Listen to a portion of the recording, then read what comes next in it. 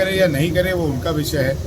हमारा विषय बस है कि हम लोग ने बोला है कि हम एमडी के साथ मीटिंग करेंगे और सेल के पदाधिकारियों के साथ मीटिंग करेंगे। उसमें सांसद जी भी रहेंगे, सांसद अध्यक्ष जी भी रहेंगे, उपायुक्त भी रहेंगे, सभी विधायक भी रहेंगे।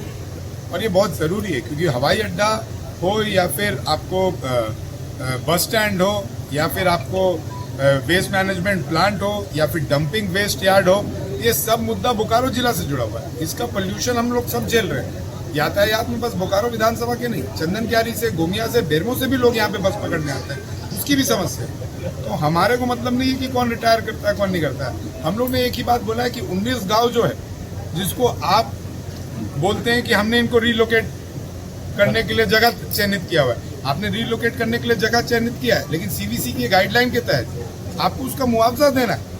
आप नौकरी मत दीजिए। अगर आप बोलते हैं कि उस परिवार को नौकरी मिल चुका है तो नौकरी मिलना एक अलग चीज है, लेकिन अगर उस परिवार की संपत्ति उस जमीन पर है तो सीवीसी गाइडलाइन के तहत आपको उसका मुआवजा देना। उसका एक दर फिक्स है कि 3 तल्ला मकान का क्या रेट होगा, 2 तल्ला मकान का क्या रेट होगा, 1 तल्ला मकान का क्या रेट होगा, झुग्गी झोपड़ी का क्या।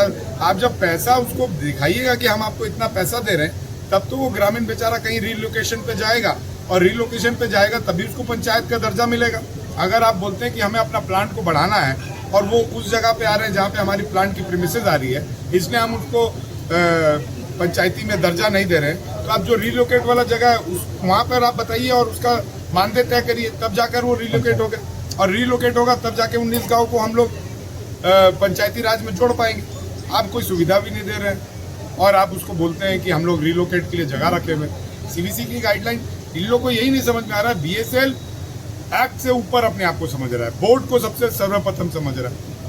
कभी भी एक्ट से ऊपर कोई नहीं हो सकता। हिंदुस्तान में बिल बदला जा सकता है, एक्ट नहीं बदला जा सकता है। एक बार एक्ट पारित हो गया हो, चाहे वो 1948 पार्लियामेंट्री एक्ट हो, कोई भी एक्ट हो, एक्ट नहीं बदला जा सकता है। और जितने भी संस्थाएं ये लगी थी, इनसे पहले वो एक्ट बनाया गया था, चाहे वो डीवीसी हो, चाहे वो कोल इंडिया हो, चाहे वो सेल हो, ये सब 1948 पार्लियामेंट्री एक्ट के तहत और सीवीसी गाइडलाइन के तहत आता है। बिजली पाने के लिए